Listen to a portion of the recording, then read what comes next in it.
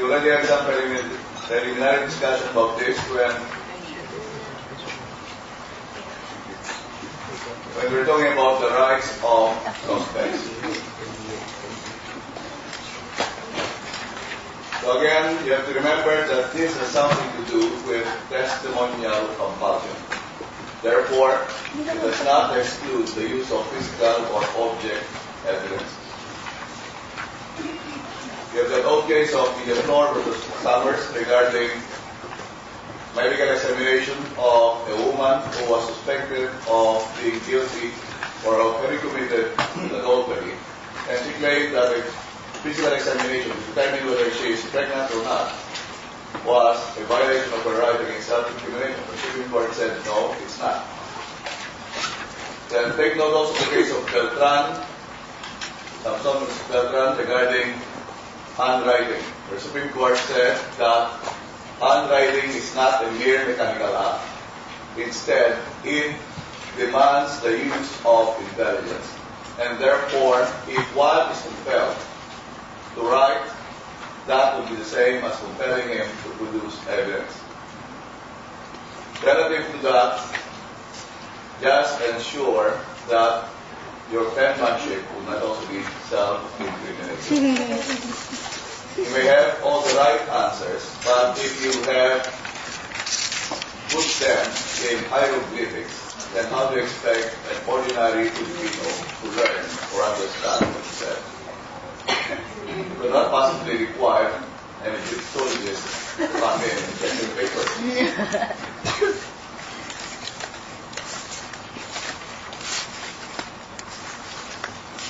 What would be the best gift that a boyfriend could give to her girlfriend who is turning 34?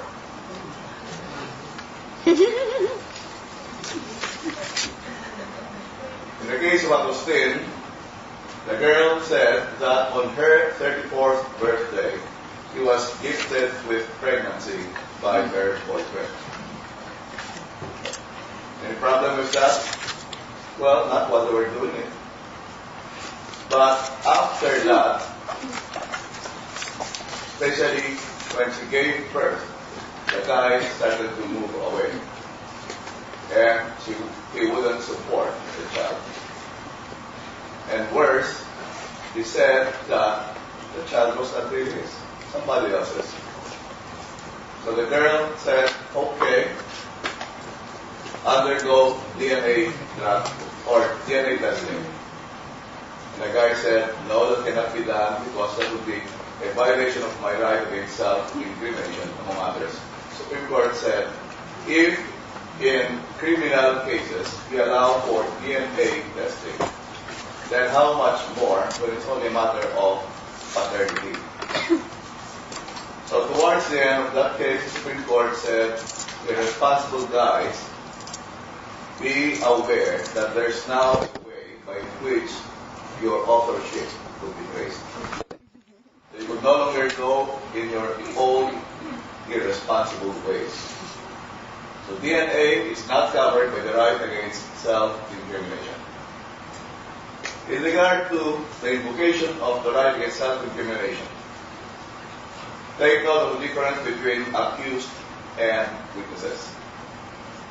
An accused can refuse altogether to take the witness stand. A witness, however, may only invoke the right against self-incrimination if he is now in the witness stand and a question tending to elicit an incriminating answer is asked. So he cannot refuse to take the witness stand simply because of the claim of the right against self-incrimination. He must take the witness stand and wait for the question to be asked before he can interpose the defense of right against self-incrimination.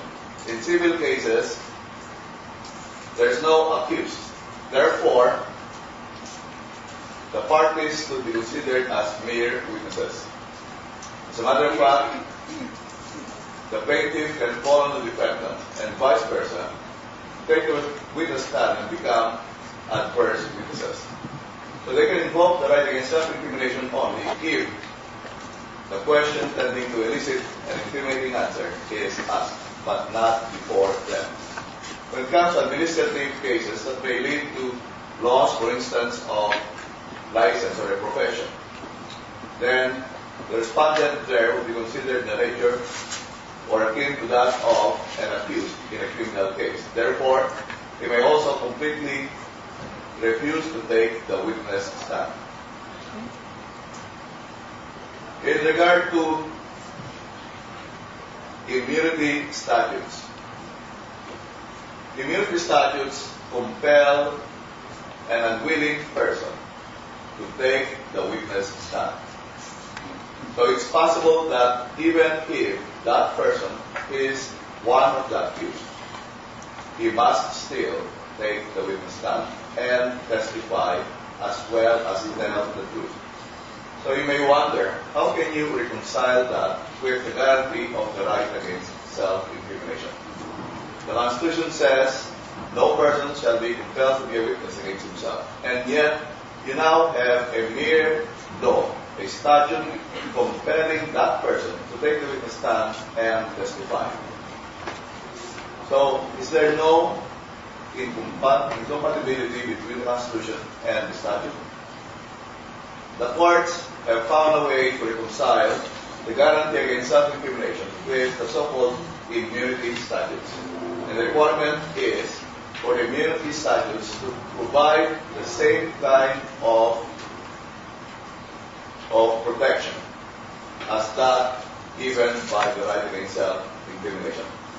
So the protection afforded by immunity statutes must be coextensive with what is otherwise provided by the right against self-incrimination. How do you do that? If you carefully take a look at the constitutional provision, it says that no person shall be compelled to be a witness against himself.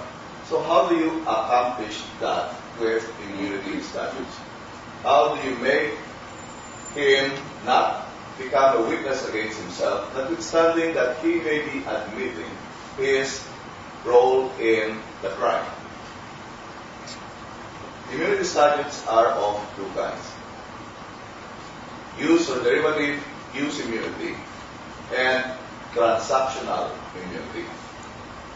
In the use or derivative use immunity, the person who is compelled to testify would have to take the witness stand, and he would have to tell the truth. If he refuses to take the witness stand, then he can be cited in contempt. So when he takes the witness stand, he must tell the truth, because if he tells a lie, he may be prosecuted for perjury. So let's assume that he is the accused, or he's one of the accused in a celebrated case involving political assassination. Let's even assume that he is the gunman. He is granted use or derivative use immunity. He is then asked whether he shot the victim. He has to tell the truth. Since he did it, then he would say, yes, I did. So how would the use immunity or derivative use immunity operate? That admission or confession on his part will not be used against him. And any other evidence that might be discovered as a consequence of what he was forced to disclose would not also be admitted in evidence. So in effect, everyone knows that he was the one who shot the victim. But in the eyes of the law, there is no such evidence against him. Therefore, if the prosecution would like to have him convicted, it must look for an independent evidence that has nothing to do with what was forced out of him. If the prosecution cannot look for that, then the accused would now be acquitted, not because he is not guilty, but because there is no evidence by which his guilt can be proven. That's use or derivative use immunity. What about transactional immunity? Transactional immunity would mean that the accused would now be free or dropped as an accused in the pending case. So it's as if he's now a state witness. So no matter what he also says, which would admit that he was a participant in the crime, still he would not be convicted because he is already dropped as an accused. So in both instances, you would know that whatever was forced out of them would not lead to their conviction. Therefore, the use immunity as well as the transactional immunity would have accomplished the same kind of protection given by the right against self-incrimination. So, nothing elicited from them would ever put them in jail. Under use immunity, the prosecution must produce independent evidence against them. Under transactional immunity, the accused is already off the crime in which he was made to testify. An example of use immunity is that involved in the case of Calman versus Amaran. Again, if you remember, in that case, the soldiers, the military men who were supposed to guard Ninoy Aquino were instead the ones charged with the killing of Aquino and Calman. But before they were charged, they were compelled to appear and testify before the Drava Fact-Finding Board. That was pursuant to a presidential decree which carried this use immunity provision. So their appearance before the Drava Fact-Finding Board was compelled by the decree. And they were compelled likewise to testify. When therefore they were charged before the Drava Fact-Finding Board, following their testimony, or they were charged before the Sandigan Bayan, following their appearance before the Drava Fact-Finding Board, they objected to the use of any of their coerced testimony before the Drava Fact-Finding Board. The prosecution said they cannot avail of the use immunity found in the presidential decree because they did not invoke their right against self-incrimination before they testified. The Supreme Court said they are entitled to use immunity. There was no need for them to invoke their right against self-incrimination before they could have avail of the use immunity, because it would have been futile. The decree itself already deprived them of any opportunity to invoke their right against self-incrimination. So when they started to testify pursuant to that decree, they already were given use immunity. An example of transactional immunity is the case of MAPA. MAPA and Vergara were high officials in the Marcos government. Then Marcos and Imelda were charged in New York for violation of the Racketeering Influence and Corrupt Organizations Act, or the RICO of the U.S., and for the purpose of their prosecution, there was need for witnesses. One or two of those witnesses were MAPA and Vergara. So in exchange for their testifying against the Marcoses, they were given transactional immunity. They went to New York. They presented themselves to the prosecutor. They were made to wait, but they were never presented as witnesses for the prosecution. The case was submitted for decision by the jury, and the jury acquitted Imelda. By the time, Marcos was already dead, so it was just Imelda. When MAPA and Vergara came back to the Philippines, the government revived the case against them, but they claimed that they have already been granted transactional immunity. The government said, even then, since you did not really testify, then that immunity is deemed already as having been waived or therefore not properly available.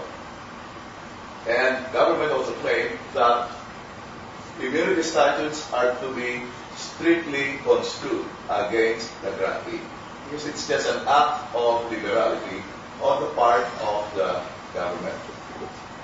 In this case, got to the Supreme Court. The Supreme Court said the government got it all wrong.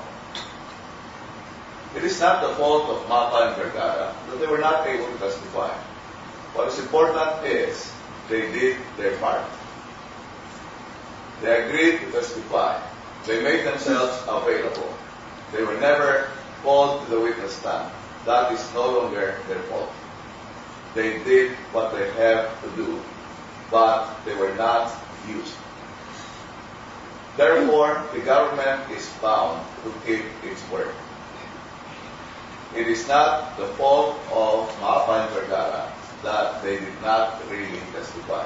What's important, however, is that they kept their part of the bargain, and the government must therefore keep its own part also. And so far as the government would mention that the grant of immunity is an act of liberality on the part of the government that must be construed strictly against the grantee. The Supreme Court said it's the other way around. It is the person who is compelled to testify who actually grants a favor for the government.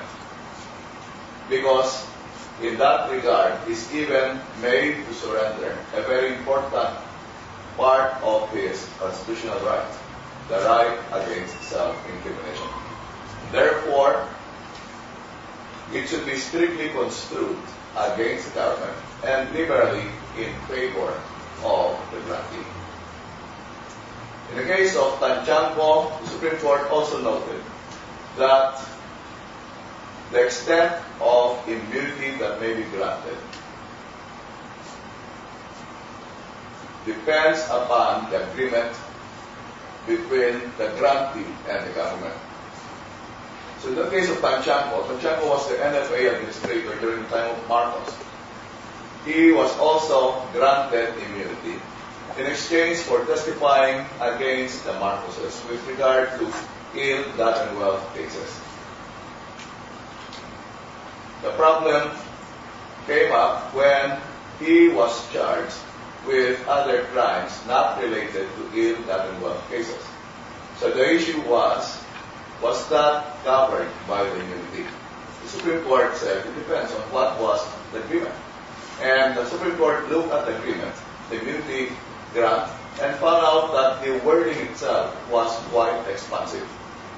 So it referred to crimes which were related to the ill-gotten wealth cases of the Marcoses, as well as any other crimes that Tanchanco might have committed while in the government of Marcos. Therefore, the other crimes that had nothing to do with ill-gotten wealth cases were still covered in the grant of immunity.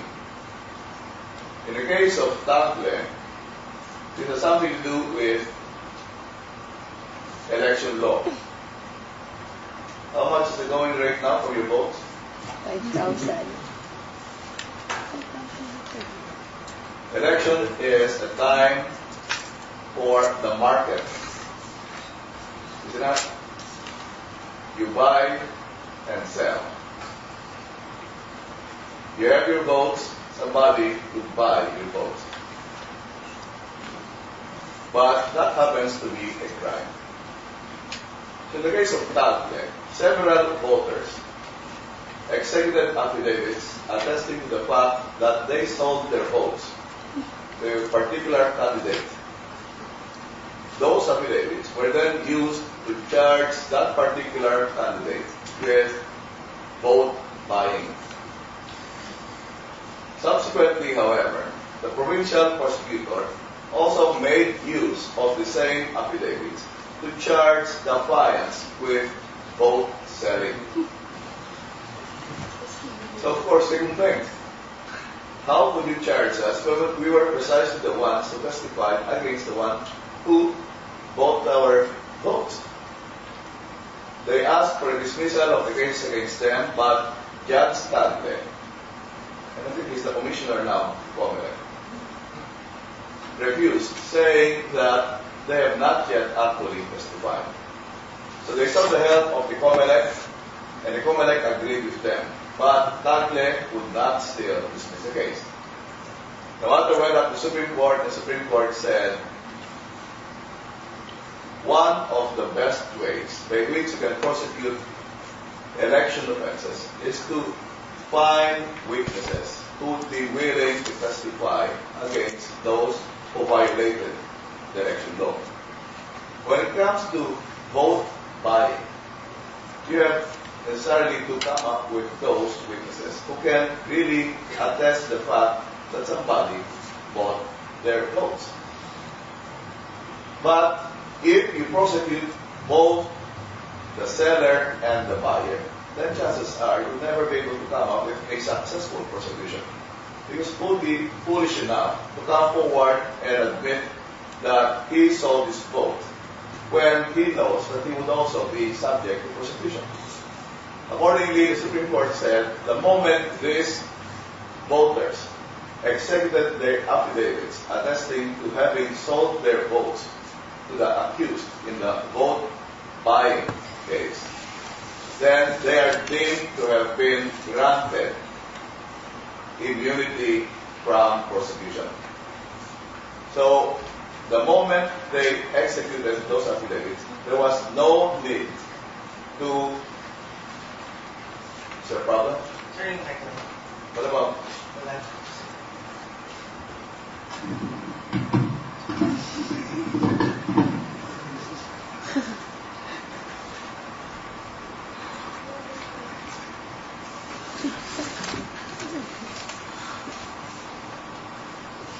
All along you have not been hearing my voice? Little. Then why were you not complaining? I thought you were law students or graduates. And I've been straining my throat.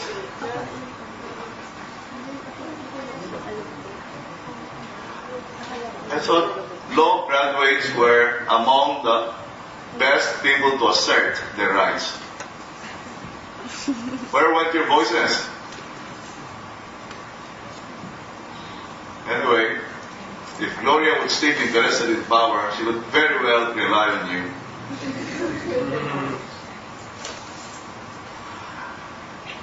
So in that case of Tagle, the Supreme Court said that the moment they executed their affidavits, they are now deemed already given immunity. There is no need for them to actually take the witness stand in order to avail the same. Because the execution of the affidavit is already a manner of testifying. Then you might be wondering, what does the government get by giving these immunities? Because as you have seen, it could mean that certain persons would not be successfully prosecuted. Even those who might have direct hand in the commission of a crime would not be sent to jail because of the grant of immunity. You have to look at the bigger picture. It's true that you may possibly set free someone who had a direct hand in the commission of the crime, such as the gunman. But the point is, by forcing him to testify and disclosing what he knows, you may be able to get a much bigger prize. Like if you were after the masterminds, the gunman may just be a minor player. He might just have been a hired gun. But you're actually trying to find out who were the ones responsible for that crime. So if you can arrive at that, that would be much better compared to convicting the gunman and not knowing who were really behind that crime. So that basically is the philosophy behind immunity statutes. Because without the immunity statutes, the government might not be able to solve particularly important crimes. If, let's say, a foreigner is being questioned by the government here, and he claims that there would be a violation of his right against self-incrimination if he were made to answer a particular question. So he is asked, "You'll get incriminated where?" And he says, "Against the laws of my own country." So let's say that he is from Nigeria, and he is in the Philippines, and he claims that if he were to answer a particular question, that might tend to incriminate him in his own country, Nigeria. Can he invoke the right against self-incrimination? The United States Supreme Court said in the case of Balsis that presently the right against self-incrimination could only be invoked in regard to laws of the jurisdiction in which he is being questioned. So he can only invoke the right if there's a chance that he could get incriminated insofar as the Philippine laws are concerned. The Philippines would have no concern with regard to his Nigerian laws. So he cannot refuse to answer on the ground of being incriminated as against his Nigerian laws. Also, when it comes to silence, the refusal of an accused to take the witness stand should not be considered as an implied admission of guilt. Otherwise, if that were the case, then the right against self-incrimination would become useless, because the very right would now become the very basis also for finding him guilty. So to afford substance to that guarantee, no adverse presumptions should be indulged in simply because an accused invoked his right against self-incrimination. And moreover, it is the task of the prosecution to move forward and prove the guilt of the accused by proof beyond reasonable doubt. It is not the duty of the accused to prove his innocence until and unless the prosecution shall have come up with evidence by which he could be found guilty beyond reasonable doubt. But you have to distinguish this from the adverse inference that might arise from unusual silence depending on the circumstances. Like, if somebody pointed to someone immediately after the commission of a crime, like res geste, that person is frantically pointing to that someone as the one who committed the crime, and that someone simply stood silently as if he was not concerned. Then that might be taken as an inference that he might really be the one who committed the crime. Why? Because under those circumstances, the more normal thing is for that person to protest his innocence, to claim that he's not the one, or he had nothing to do with the crime. But if he did not, as if nothing was happening, then there must be something to that. So that can be brought in as evidence against him during his prosecution, if ever. That is not contrary to the rule on the right against self-incrimination, because he did not really do something when he should have ordinarily protested an unfounded charge if it was really unfounded. In relation to non-imprisonment for debt, you have to distinguish a purely civil debt from a debt that might have arisen from a criminal act. And that would be exemplified by cases of estafa, for instance, or bouncing checks. The amount in the check would represent a form of a debt, but that is not being the one punished for failure to pay. Instead, what is being punished is the act of committing the criminal act of issuing a check which a person knows had no funds or could not be paid when due. So that is a criminal act. The debt in the indebtedness here would merely be incidental. And therefore, the important thing is the person did something which in the eyes of the law was criminal in nature. On double jeopardy, take note of the difference between the first and the second sentences. The first sentence refers to same act or same offense. The second one refers to same act. So what's the relevance? You have to remember that one act could give rise to two or even more offenses. An example for that, again, is bouncing checks.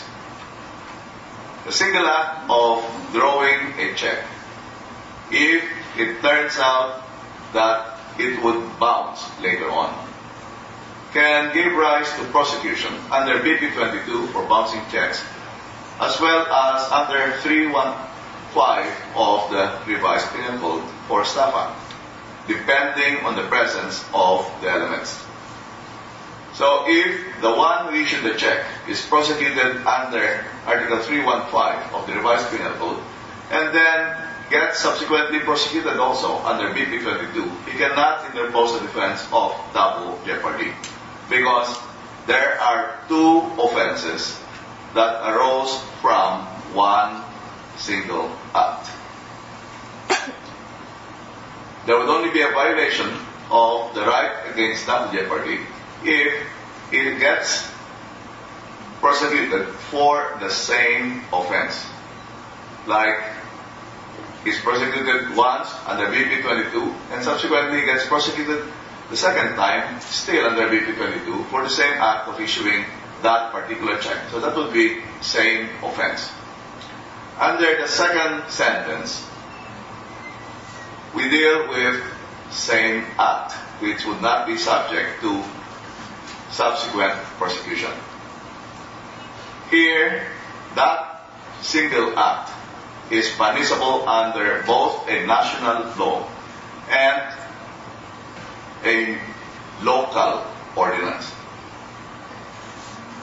Technically, no matter that the crime under the national law and the crime under the local ordinance may have the same elements, and they could be considered as same offense, they could not really be same offense because they are punished by two different jurisdictions. So a violation of the national law is one offense. Violation of the local law is another offense. So you would never have the defense of double jeopardy if you only rely upon the second or the first sentence. Therefore, without the second sentence, then there's a possibility for getting punished for the same offense, but which would not technically be the same offense because of two jurisdictions punishing the same act. Therefore, the need for the second sentence. So under the second sentence, no matter that the national law would have the same elements as that of the municipal ordinance, there could only be one prosecution. If the person had already been charged, prosecuted, and convicted or acquitted under, for instance, the municipal ordinance, then that would be a bar to subsequent prosecution under the national law.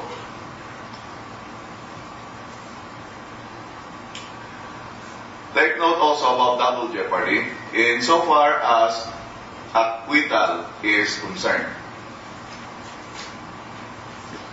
Under Philippine jurisprudence, once an accused has been acquitted, that is final. the prosecution cannot appeal from a judgment of acquittal. The exception would only be if the acquittal was done with grave abuse of discretion, such as in the case of Galman versus Sandigan Bayan, which we already discussed yesterday. But otherwise, the general rule is there could be no appeal by the prosecution from a judgment of acquittal. The Supreme Court was asked before regarding the possibility of realigning Philippine law and jurisprudence on double jeopardy along the same lines being followed by the United States. Because the contention of the prosecution was that in the United States, appeals could actually be had by the prosecution from judgments of acquittal. The Supreme Court came up with an extended disposition on what actually happens in the U.S. compared to what happens in the Philippines. So in the U.S., on its face, you would really see that appeals are being made from decisions of acquittal. The Supreme Court said, upon proper analysis, that what actually happens is that appeals are allowed when it comes to questions of law. But when the acquittal is predicated on a question of fact, then that becomes final. So, in proper perspective, it would be something akin also to what happens in the Philippines. If the acquittal is based on the finding of the court that the facts do not really establish the crime that the accused is charged with, then that is final. However, if there's a grave abuse of discretion, and that may involve a question of law, then the courts may be allowed to have a look at the case on appeal, but that would be under certiorari. So, in a sense, what happens in the Philippines is also the same as in the U.S. Acquittals can only be had in the U.S. on questions of law, and in the Philippines on grave abuse of discretion, which could be akin to a question of law. Also, the prosecution cannot move for reconsideration in order to come up with a judgment that may be adverse to the accused. For instance, the accused was charged with murder, but the trial court convicted him only of homicide. The prosecution believes that the court committed a mistake. Can it then file a motion for reconsideration? No, because that would be a violation of the right of the accused against double jeopardy. However, if the accused is the one who now moves for reconsideration, claiming that he is innocent and therefore he should be acquitted, then the trial court may be able to take a look at what happened the first time and determine whether he committed a mistake or not, such that instead of acquitting him, the trial court may correct its error and then come up with a judgment for conviction in regard to murder and not simply homicide. The same thing when it comes to appeals.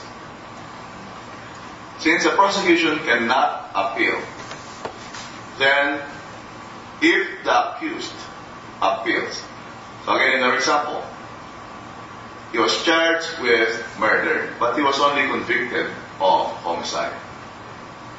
So instead of moving for reconsideration, he instead filed an appeal. In criminal cases, an appeal opens the entire case for review. So what implication would that have now? It means that the appellate court can now take a look at the entire records and determine whether the court committed a mistake or not. And therefore, instead of acquitting the accused, the appellate court may instead correct the error of the trial court by finding the accused guilty of murder instead of homicide. So an appeal on the part of the accused could have adverse consequences for him. It could be a double-edged sword. He may hope for acquittal, but it can also turn the other way around, such that he would be given a higher penalty which was appropriate under the circumstances. In regard to ex post facto laws, the usual type is the one which makes an act innocent when done, criminal, and applies retroactively. So as a general rule, you can only speak of ex post facto laws if it is a law that is penal in character and there is a retroactive effect to the detriment or prejudice of the accused. But it also has other types, like one which would aggravate the crime and still apply retroactively. So the crime was, let's say, homicide at the time when it was committed. The following day, Congress passed a law which would now make that particular kind of crime murder, and it would be from the start of this year. So it is now retroactive. That would also be an ex post facto law. Another one would be one which would add to the penalty. So it would aggravate or it would now provide for greater punishment than what was the punishment provided under the law when the crime was committed. Another one would be that which would alter the rules of evidence and demand less than what was required at the time when the crime was committed. Like if there's a requirement for two witnesses to testify to the same overt act at the time when the crime was committed, and subsequently Congress would pass a law that would say one witness is enough, and that would apply to crimes which were committed 5 years earlier. So of course that would also be a form of an ex post facto law. Another one is that which deprives an accused of a right that he has already earned, or a protection that he had already been entitled to, or one which, while assuming to regulate a civil right or remedies, actually in effect imposes a penalty or deprivation of a right. In the case of Salvador versus Mapa, the Supreme Court said that the last two types of ex post facto laws had been added by our own Supreme Court. So it would appear that this is not something that you can find in other jurisdictions. It is only our own Supreme Court which added these two types of ex post facto laws. In regard to illegal possession of firearms, this was penalized under a presidential decree. I think it's been 1866. The penalties were quite high. It was under this presidential decree that Ruben Padilla had been prosecuted and found guilty. So when he was serving his sentence at the National Penitentiary, there was a law passed by Congress, I think it was sponsored by Ramon Revilla, which reduced the penalty for illegal possession of firearms. But at the same time, it also came up with a penalty that was not provided for in the original presidential decree. Fine. This fine, if not paid, would be transformed into subsidiary imprisonment.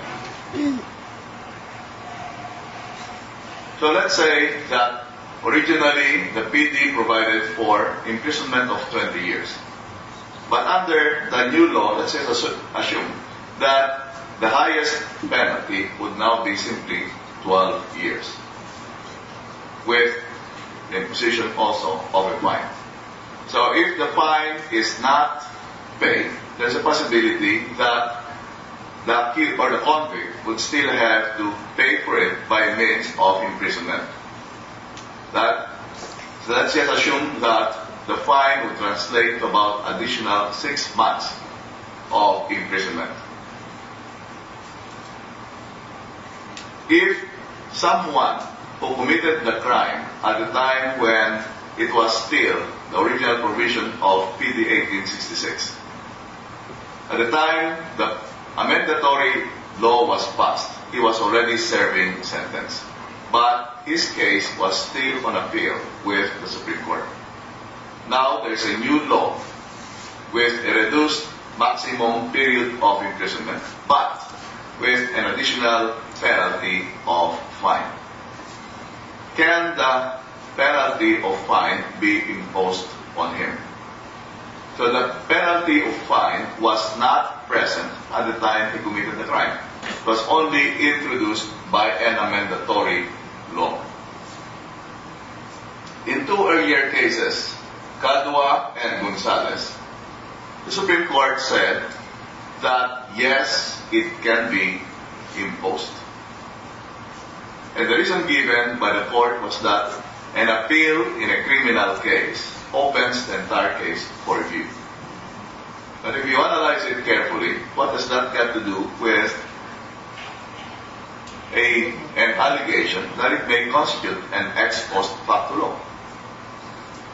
The rule that an appeal in a criminal case opens the entire case for review would apply to a situation in which the trial court may have committed a mistake in regard to what proper penalty imposed.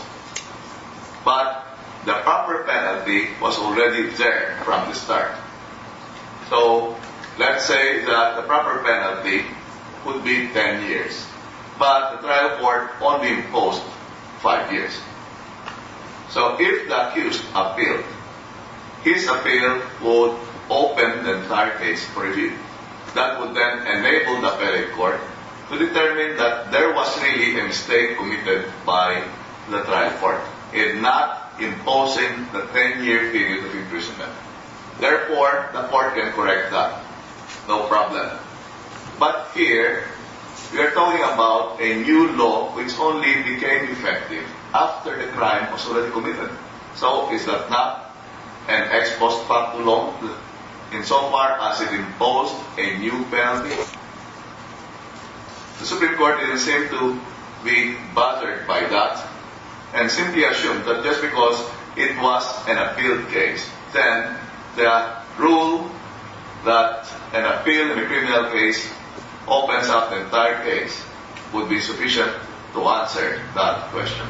But as I said, it does not address the issue about its being an ex post facto law. Then, the case of Valeroso versus People, decided in 2008, the Supreme Court came up with another explanation.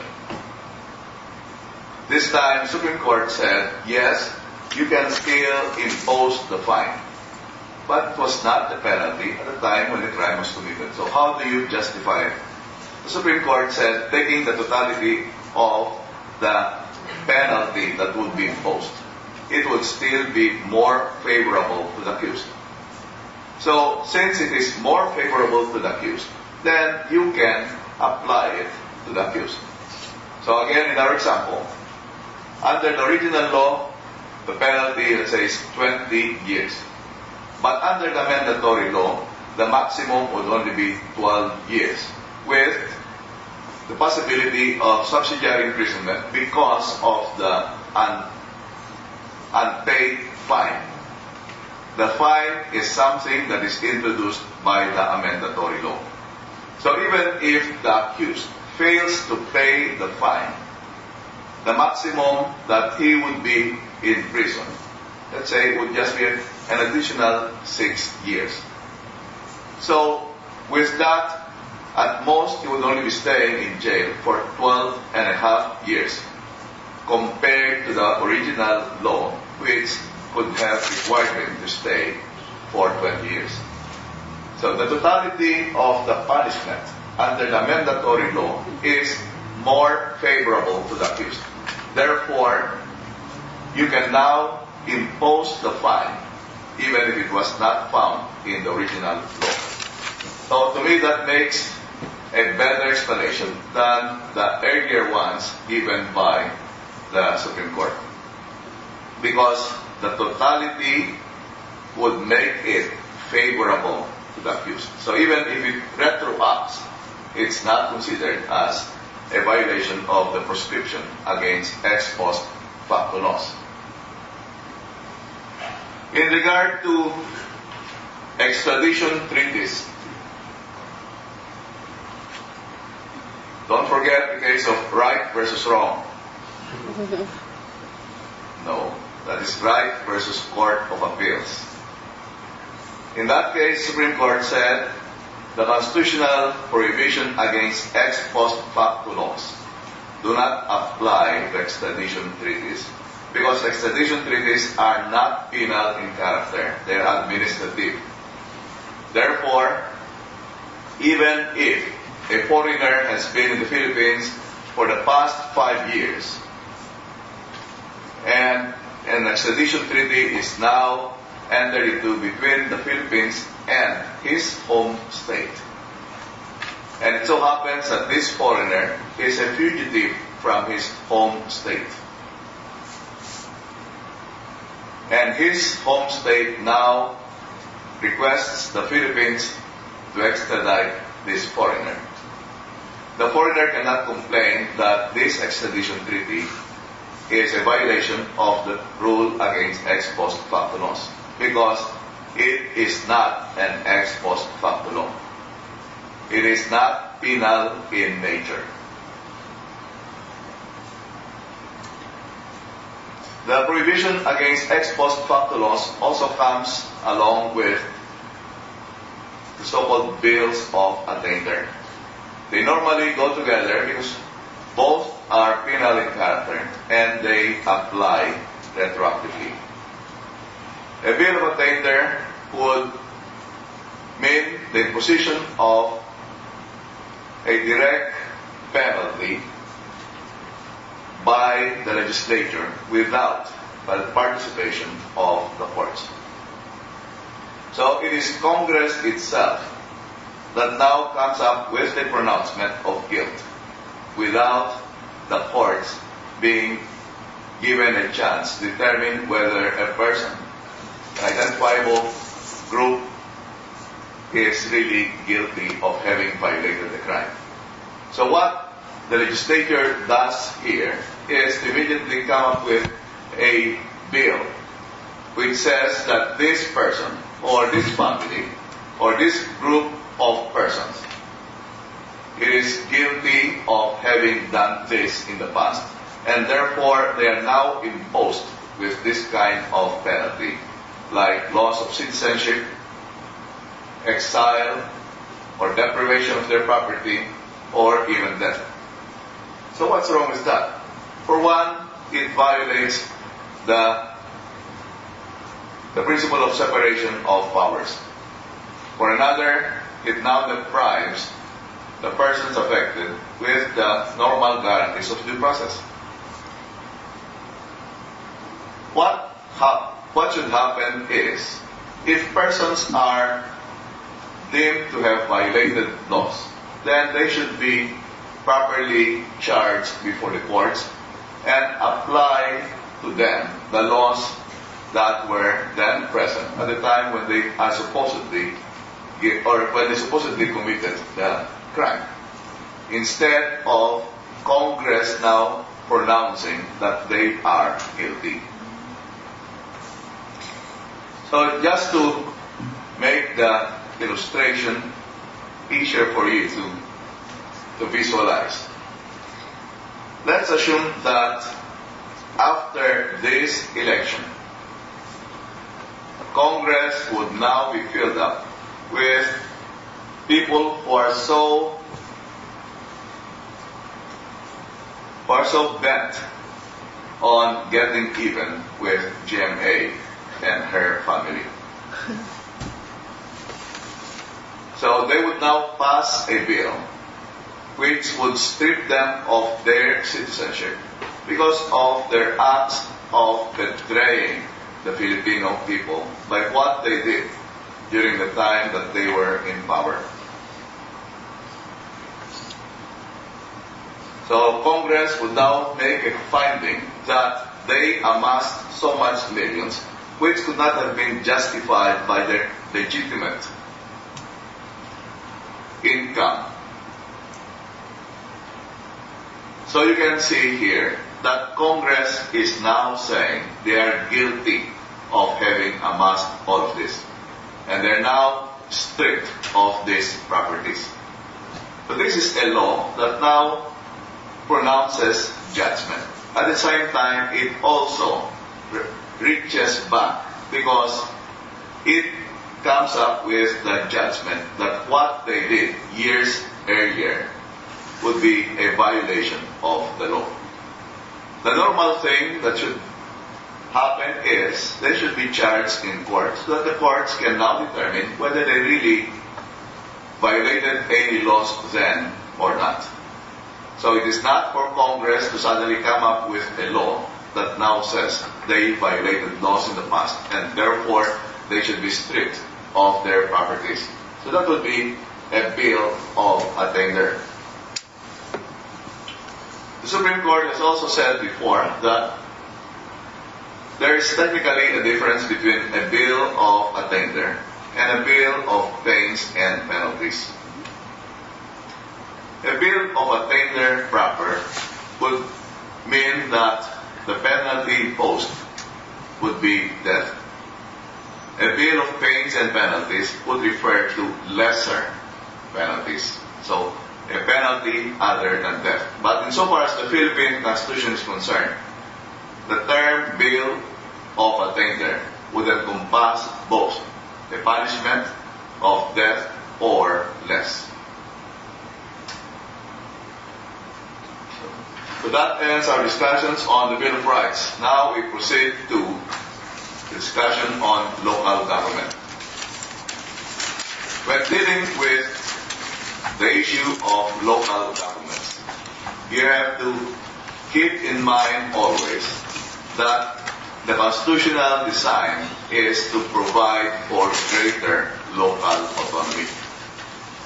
So if you compare the constitutional provisions from the past to the present, the movement is towards greater local autonomy. For the purpose of autonomy, you have to come up with certain things that would make it meaningful and substantial. In the case of Limbona versus Mangelin, decided under the 1973 Constitution, the Supreme Court came up with a distinction between decentralization of administration and decentralization of power. According to the court then, what was only decentralized was administration. So decentralization of power would mean giving, or decentralization of administration would mean giving more functions and responsibilities to the local government units. While decentralization of power would mean abdication already of political power. So what we have done is to simply give more functions and responsibilities to the local government units. Because in that case of Limbona, there was a claim by the respondents that the Supreme Court did not have jurisdiction over the case that was filed against them. The Supreme Court said, we still have jurisdiction over you because what is only decentralized is administration. There is no abdication of police power. So that was decided under the 1973 Constitution. Then we now have the 1987 Constitution and the Local Government Code of 1991. So under the new Constitution, greater power is again given to the local government units. There is now a grant of political autonomy to the autonomous region, for instance. The autonomous regions would have greater right to determine their own future compared to the other local government units. In the case of the Sumangkok versus Dato Manong, the Supreme Court made reference to the fact that the local or the armed autonomous region of Muslim Mindanao should now be given more authority, including devolution of certain powers. Therefore, the national government should also adopt at the same time an attitude of trying not to interfere as much with the affairs of the autonomous regions. When it comes to the grant of autonomy, since there's a need to make it a meaningful one, then just like your own personal experiences, in order that you can really do much of what you want, it's not enough that you are told you are now free to do what you want. Because if you don't have the money, how will you do what you want? So for purposes of autonomy, the Constitution has allowed the local government units, for instance, to raise their own sources of revenue, to levy taxes, fees, and charges. That's very important, because if you now have the ability to raise taxes, then you can do more. You know you have sources of revenues. At the same time, there's also an assurance of a participation or a share in the income that may be generated when it comes to the exploitation, for instance, of natural resources in their respective areas. So the money does not simply go to the national government. It is also shared with the areas in which these were raised or these were somehow generated. But it is not enough that you give more powers to the local government units. There must also be a system of accountability in order that those who may be presiding over the affairs of these local government units would know that they would not just do it as a personal matter. They still have to serve the people. So a system of accountability could be institutionalized through recall, for instance, as well as the fact that there is sharing with the people of the power through initiative or referendum. So you give more powers to local government units, but you also provide a system by which they could be checked. Also, in recognition of the greater autonomy of the local government units, to show respect for their own decisions, there is a need for consultations. For that, you have the case of Lina versus Panyo regarding the setting up of Lotto outlets by the PCSO in one of the towns in Laguna.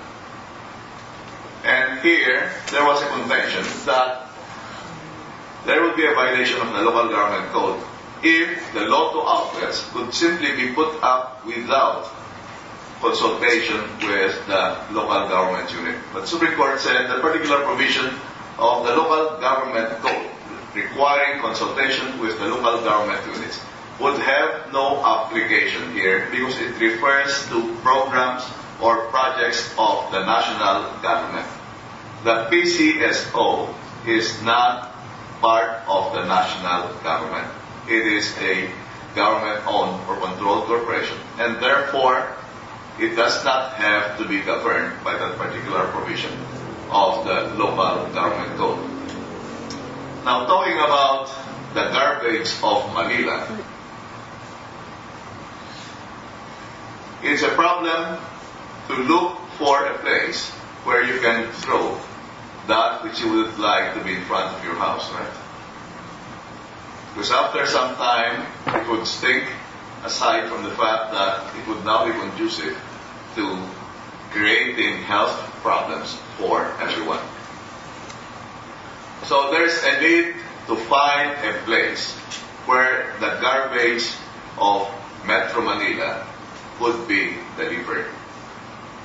And who would be interested to accept the garbage of Metro Manila?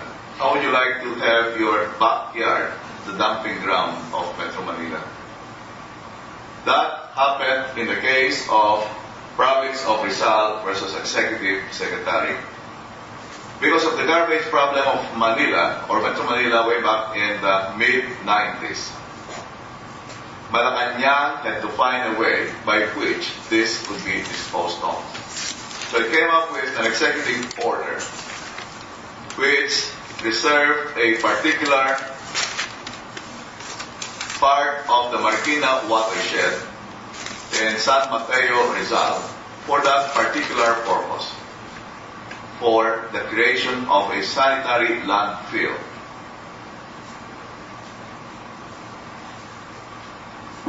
Thank you.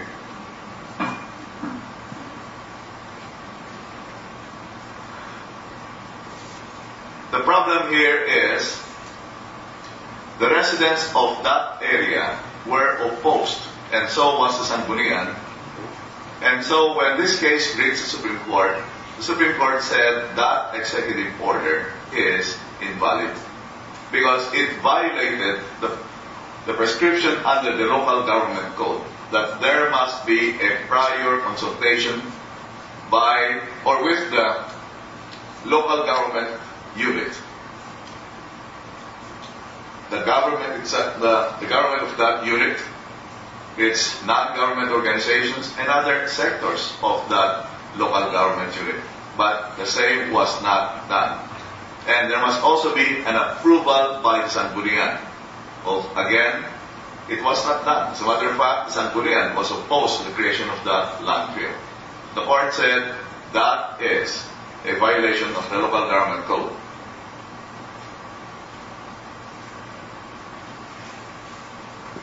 In regard to the share that the local government units would have from the national income, we have the so-called internal revenue allotments. And there are some cases dealing with how this should be given to the local government units. In the case of Pimentel versus Aguirre, the Supreme Court said that it's supposed to be automatically released. So any conditions, for instance, that would limit the automatic release would be in violation of the constitutional prescription. Here, Malacanang advised the local government units to reduce by 25% some of their expenses because of the budget crisis, and also withheld a percentage. The Supreme Court said that withholding cannot be validated. But looking from the best of lights, that requirement to reduce by 25%, the Supreme Court said that should be seen as a mere advice, not as something that the local government units should abide by, because that would not be within power of Malacanang.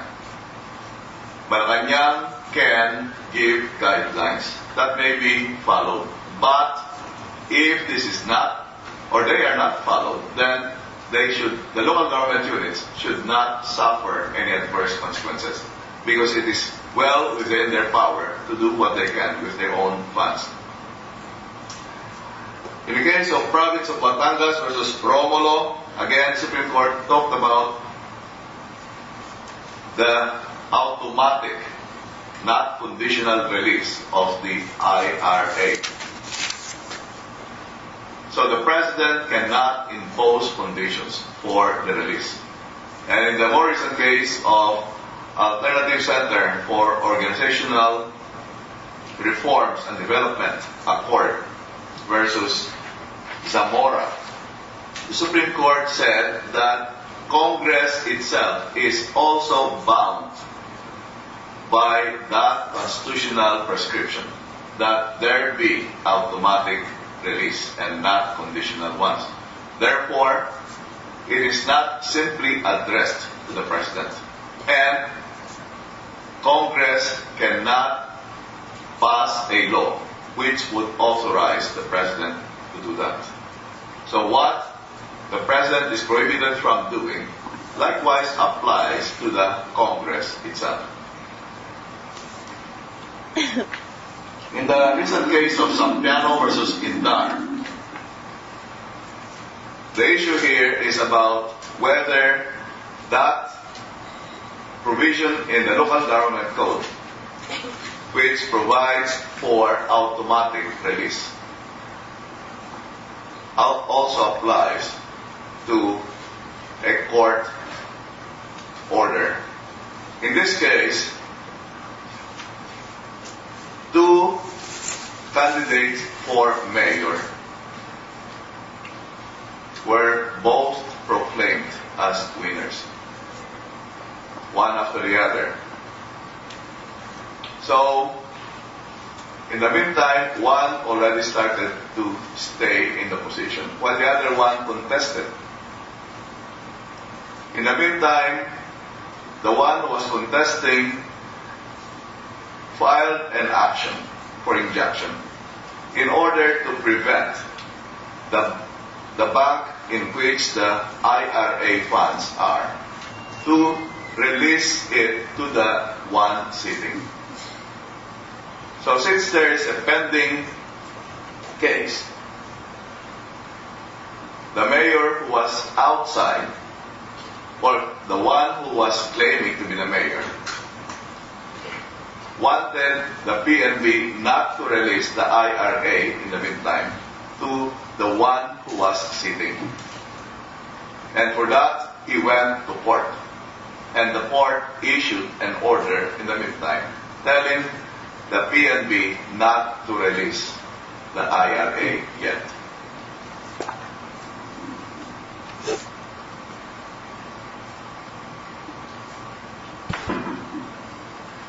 So one of the issues that reached the Supreme Court is whether the court can enjoin the release of the IRA, since there is a provision under the local government code for the automatic release. The Supreme Court said that provision does not include the judiciary when it comes to an appropriate case in which there might be a need not to release the funds in the meantime while a controversy is being resolved. In this particular case, since there are two claiming to be rightfully in the position of mayor, releasing the IRA to someone whose stay in office may subsequently be considered to be invalid would also be improper. Because what if the one who is sitting as mayor, the one who received the IRA, is subsequently unseated?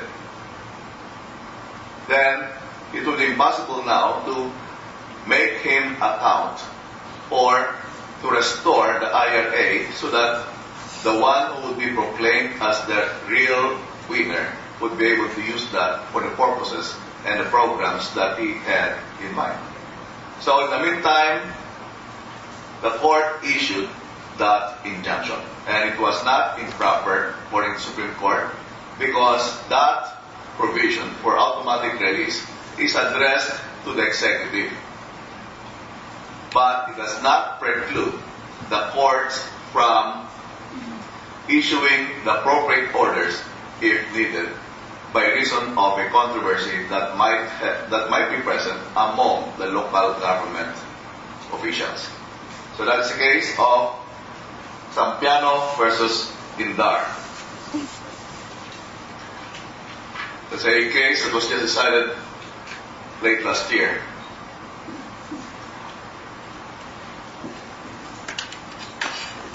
Local autonomy does not connote independence. Therefore, the local government units are still to take their bearing from the national government. There is still an element of control retained by Congress, for instance, over the affairs of the local governments. While they may be generally free to determine their own future, does not necessarily mean that they could just do it any way they want it. They still have to do it in accordance with national policies and the like. In the case of City of Baguio versus Nawasa, the Supreme Court, for instance, recognized the proprietary character of the waterworks system in Baguio, and therefore said that if property is owned by a local government unit or a municipal corporation in its proprietary or private capacity, then the government or the national government cannot just take the same. It must pay just compensation if it wants to get that property. In the old case of province of Zamboanga del Norte versus city of Zamboanga, the national government, in creating the city of Zamboanga, transferred some of the properties belonging to the province to the city of Zamboanga. So the issue is, can the national government simply do that without having to pay anything to the province? The Supreme Court said, for the purpose of determining whether the national government should pay or not, we have to determine the nature of those properties. And in that particular case, the Supreme Court said that municipal corporations may hold properties either in their public or governmental functions or in their private or proprietary functions. For the purpose then of determining the nature of the property, you have to find out whether they're being held as public or private property. And here, the Supreme Court noted the difference in the classification of property under the Civil Code and under the law on municipal corporations.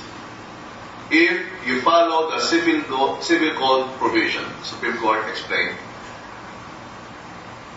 it would be more restrictive in the sense that more of the properties would be considered as private property of the municipal corporation. But under the law on municipal corporations, it would be more liberal, such that if a property is really needed for public service, then it would be considered as one being held by the municipal corporation in its public or governmental function. So using this more expansive classification under the law on municipal corporations, the Supreme Court said most of the properties of the province of Zamboanga were considered as public property and therefore belong to the national government, and which could be transferred to another municipal corporation without having to pay any compensation. In the case of Salas versus Harencio, a property was actually titled in the name of Manila. then Congress designated a different use for that property. So the city of Manila complained, how can you do that? That is a property that belongs to us. The Supreme Court said, yes, it's true. The property is named under the city of Manila. But the title is Original Certificate of Title. So the issue is, where did your property come from? The title itself does not indicate. It could only mean, therefore, that it was given to you by the national government to hold in trust for the national government itself. Therefore, it is in the nature of communal property in which ultimate control still belongs to the national government. Congress, therefore, can change the use of that property, and the city itself would be in no position to object to the same, because the property is actually that of the national government held in trust by the city of Manila. In regard to presidential authority, that's only limited to supervision, meaning the authority of the president to ensure that the local government units and their officials comply or abide by the law. So the president cannot control their decisions, but can ensure that at least they do not violate the law. In the case of Drilon versus Lim, this has something to do with the authority of the Department of Justice Secretary to go over the tax ordinances of the city. So this does not involve control. It's just a matter of determining whether the law is constitutional or legal. But if it is, then the Department of Justice Secretary cannot substitute his judgment for that of the CP. So municipal corporations would have governmental or public functions and authority, as well as private or proprietary functions. Local government units have, in a sense, dual personality. They are both public as well as private. As a public entity, it's supposed to be the arm, the agent of the national government. But as a private entity, it now represents the interests of its inhabitants.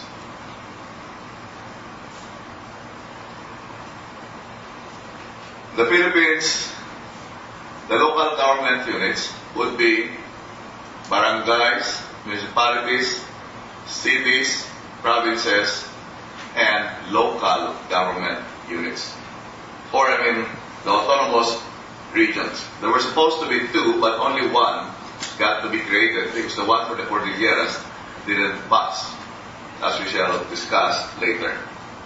And when it comes to cities, take note of the classification. Highly urbanized cities, then independent component cities, and component cities.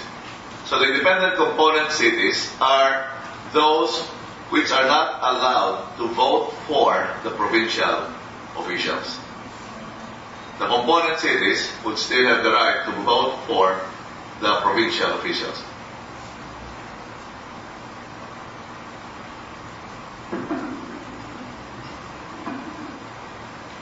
In the creation of autonomous regions, you have the case of Abbas versus Comelec. So to create a region for the Muslim Mindanao, for instance, there was a need to find out if the certain areas, provinces, cities would like to join the region or not. A plebiscite was held for that purpose. And the issue was, should it be affirmative votes in both the entire region and in the individual units affected? Like, do you need to have for the entire region an affirmative vote in order that you can create the region? Or is it enough that the individual provinces and cities would vote to join the region? The Supreme Court said you only need to have the individual units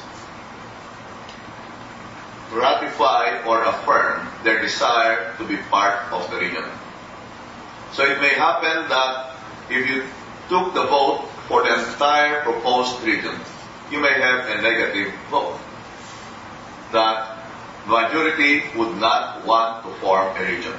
But that is not the one that's determinative. Instead, it is the individual units, the provinces and the cities. So even if taking that whole intended region as one unit, the vote is no. But if there are individual provinces and cities who voted yes, then they would be the ones to form the autonomous region. So if, let's say, out of 10, only 6 of the provinces wanted to join, then only the 6 would join, would be part of the autonomous region. Then this principle was brought to the extreme in the case of Cordillera versus Comelec. This was with regard to the proposed creation of the Cordillera Autonomous Region. So under the Constitution, there are supposed to be 2 autonomous regions, the Muslim Mindanao and the Cordillera region. In the case of the proposed Cordillera Autonomous Region, there were provinces and the city of Baguio which were included in the plebiscite. When the results came out, all the provinces and the city of Baguio voted no, except for the province of Ifugao. So, going by what was said by the Supreme Court in the case of Abbas, the Supreme Court said that you cannot create an autonomous region out of only one province. It is true that Ifugao voted yes, but then it would be absurd to have a province and at the same time an autonomous region being one and the same. An autonomous region presupposes that at least there must be 2. Because if the province would itself become the autonomous region, now you would have 2 sets of officials for the same territory. That obviously is not the meaning of an autonomous region. So the the proposed Cordillera Autonomous Region never materialized. In the case of Tisumangkop versus Dato Manong, the Supreme Court spoke about the organic acts for the autonomous region of Muslim Mindanao. That would be Republic Act 6734 as amended by Republic Act 9054.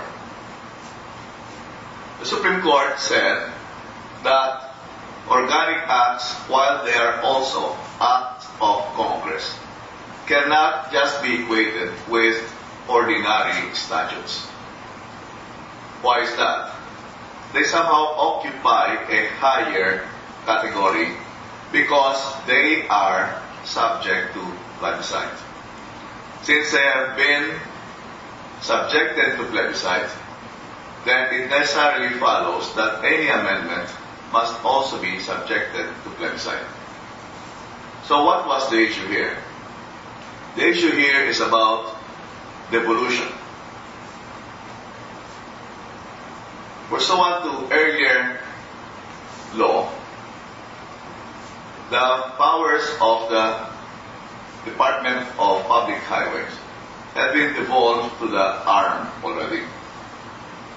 Then subsequently, Congress tried to create another highway district in that area in which the power has already been devolved onto the arm. So in effect, that would be taking back what had already been devolved. And this was done through Republic Act, I think, 8999, which was not subject to plebiscite. Can that be done? The Supreme Court said no. You already gave that particular aspect. Therefore, you cannot just take it back like that. If you want to take it back, since it represents an amendment of the organic acts of Muslim Mindanao, then you must do it in the same way, namely subject it to plebiscite.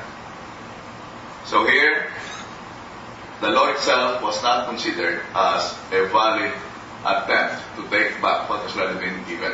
And moreover, the Supreme Court said that law is now deemed repealed by the subsequent law, 9054. Now, in the case of SEMA versus COMELEC, under Republic Act 9054, the Regional Assembly for the Muslim Mindanao has been granted the additional power of creating provinces and cities, as well as other local government units. Pursuant to that power, a law was passed in the Regional Assembly, which now created the province of Sharif Kabunsuan. Issue, is that valid or not? So under the law, the Armed Assembly or Legislative Assembly is given the power to create provinces, cities, and other local government units. The Supreme Court said it is invalid. Why? The law that delegated the power to the Armed Regional Assembly is unconstitutional insofar as it allows that legislative body to create provinces and cities. There's no explicit prohibition in the Constitution, but the Supreme Court found it from a reading of the other provisions. How did the Supreme Court arrive at that conclusion? The Supreme Court said that the creation of a province automatically entitles it to a legislative district. The same way if a city has at least 250,000 inhabitants. So, what's wrong with that? It is only Congress that can create or reapportion legislative districts. If you allow the legislature of ARM to create provinces, then it would mean that it would now have the power also to create legislative districts. And that cannot be done because that is a power that belongs solely to Congress. The court also said,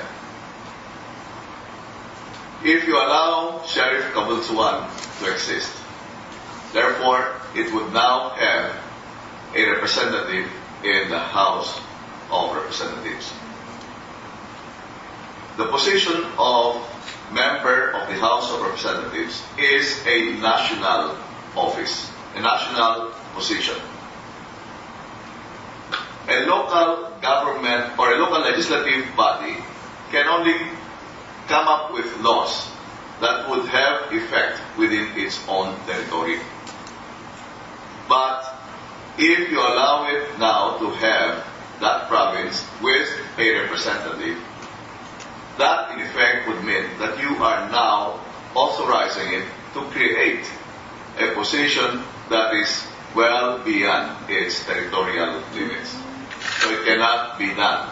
At the same time, the Supreme Court also said that giving that authority to the autonomous or to the arms legislative body would open the possibility of this local legislative body altering the composition of Congress to the detriment of the national body. Why?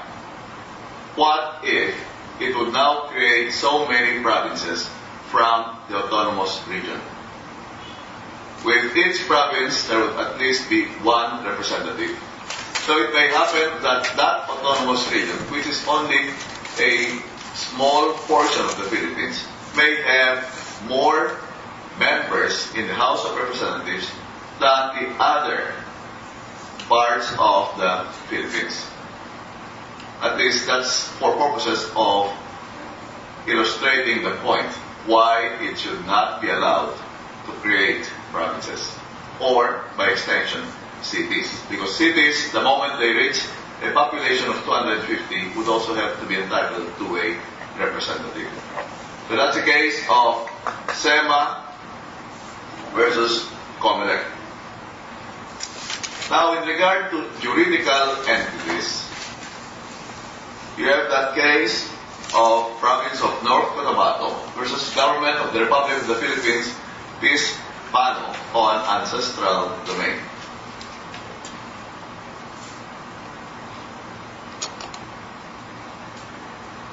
And this decision might again be in the limelight in view of the reported desire of Malacanang to sign an agreement with the MILF before GMA bows out.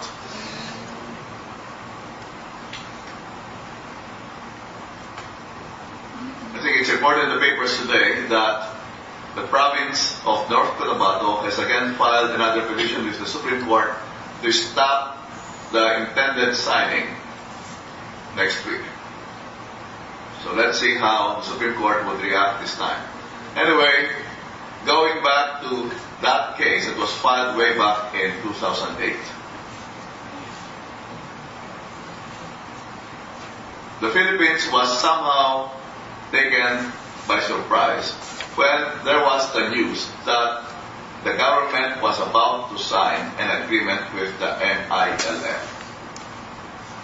It would appear that there had been negotiations between the government panel and the MILF, and which was not in the public limelight.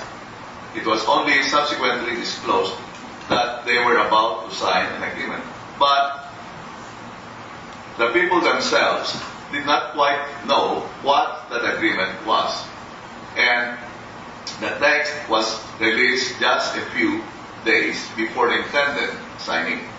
So immediately, the province of North Cotabato, as well as other petitioners, went to the Supreme Court to ask for a TRO to prevent the government from having to sign that agreement. The Supreme Court issued the TRO. In the meantime, it required the parties to argue their case. And I think they had an argument that was extended over several hearings.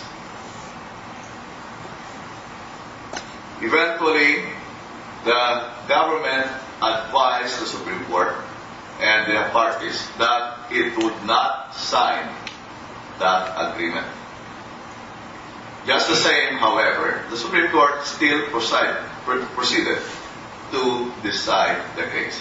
So it had already become moot and academic, but the court still went on. Why? Because the court felt that there was a need to address the issues, especially that there was need to formulate guidelines by which the government would be guided in case it would again enter into such kinds of negotiations. And the Supreme Court analyzed the provisions in that proposed agreement. There was provision for an associative relationship. So if you're just reading the agreement without any background, then you would not find that there's anything unusual with the word association. It's just an ordinary term, is it not? But it turns out that the term association has a technical meaning in international law. That it represents somehow an idea of a relationship between a stronger state and a weaker state, whereby the weaker state may associate with the stronger state for the protection of some of its concerns or interests. Or at the same time, the word association has also been related to a situation where an entity is on a transition to being a full-fledged state. So is there a possibility that this may be bent to be a stepping stone for further autonomy until eventual independence? Nothing is certain about that. Also, the court noticed that it would lead to the formation of a juridical entity, Bangsa Moro juridical entity. What is that entity? The Supreme Court said this is not something that is within the idea of local autonomy, even autonomous regions. Because the powers given to the Bangsa Moro juridical entity would be much more than what is provided for under the Constitution. So under that juridical entity, it would have practically a governmental organization all by itself. It would practically be independent of the national government in Manila. As observed by Justice Carpio in his concurring opinion, that juridical entity would have its own judiciary, would have its own civil service commission, it would have its own COMELEC, and therefore these national organizations or entities and offices that we now have may have no jurisdiction over the affairs within the juridical entity.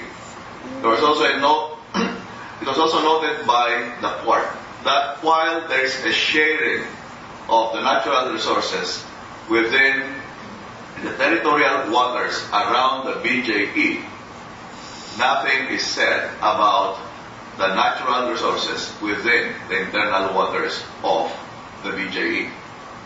And then the court also said that under the proposed agreement, the BJE is supposed to participate also in negotiations with other states if they are affected.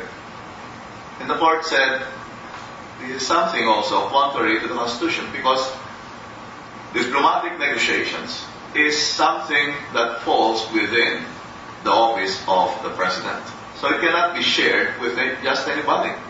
But here, you're now allowing the BJP to have a role in diplomatic negotiations. So that is something that is also not in accordance with the Constitution. And that may also be suggestive of the status of the BJE as semi-independent. Then the court called attention to the use of the term First Nation. Under the agreement, the BJE, or the Bangsa Moro people, would be considered as the First Nation.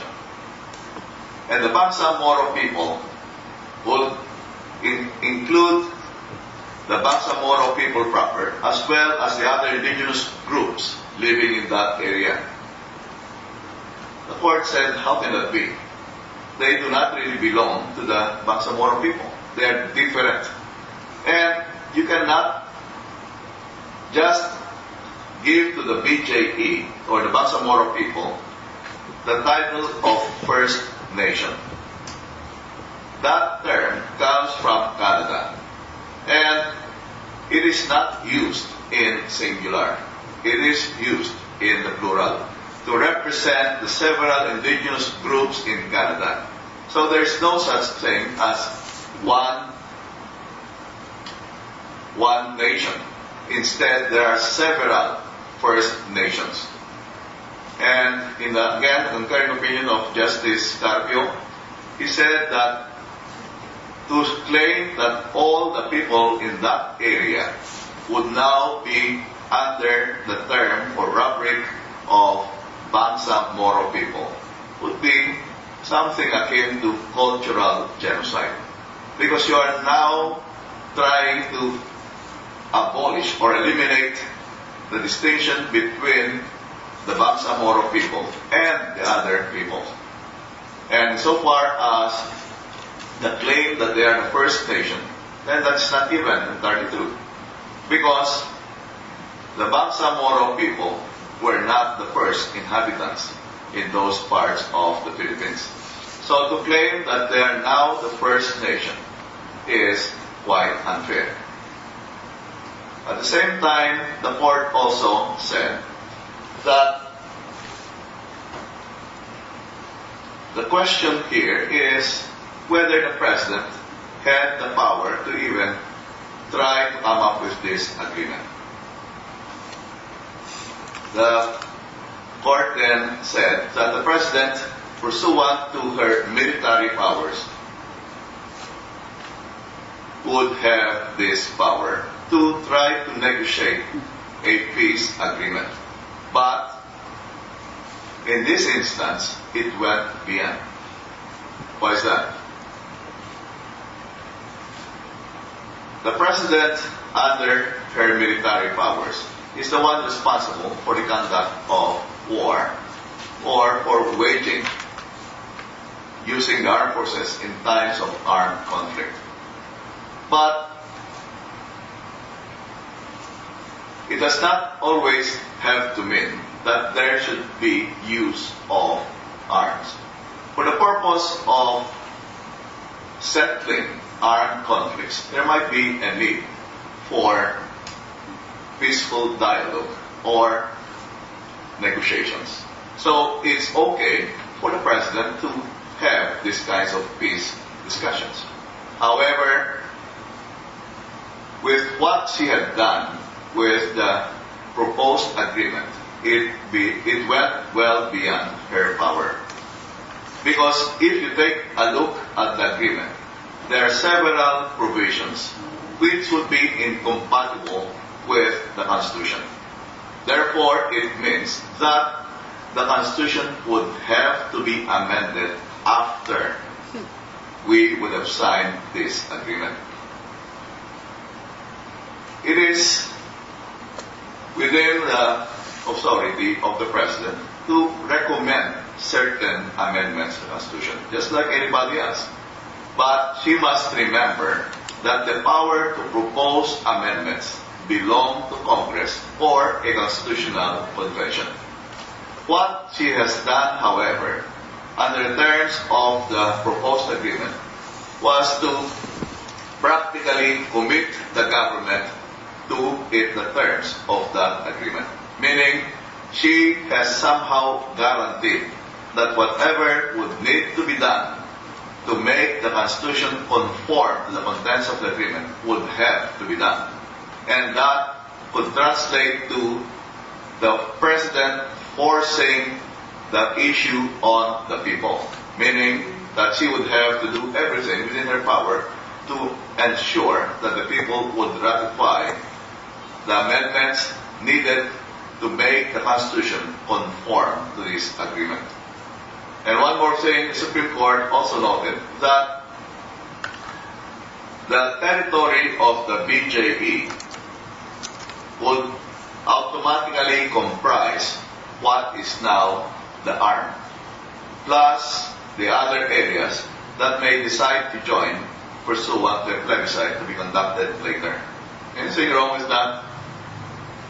Supreme Court said yes. You cannot automatically convert the arm into the BJE because this must also be subject to a plebiscite. When the people in that area